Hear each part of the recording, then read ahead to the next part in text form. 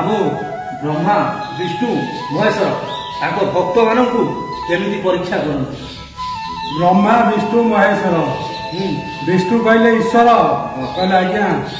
कहले चाल जा तो भक्त परीक्षा कर ईश्वर भक्त जो गले तीन मूर्ति ठिया ब्रह्मा विष्णु महेश्वर ईश्वर भक्त शहे मूलिया चाकर कथा पड़ी से काम से हम से काम से हम प्रबल धन विष्णु हसिले कहले ईश्वर देखिए तो भक्त कर चाल जा मो भक्त विष्णु भक्त घर को गला भंगा कुड़िया घर ब्रह्मा विष्णु पहुंचला बेलू निश्वास बास्ना जान सागे सागे पद तल पड़ी चर्चा कर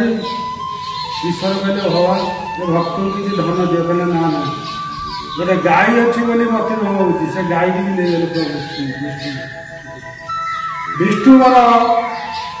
अजामर ईश्वर हरवर जय श्री राम।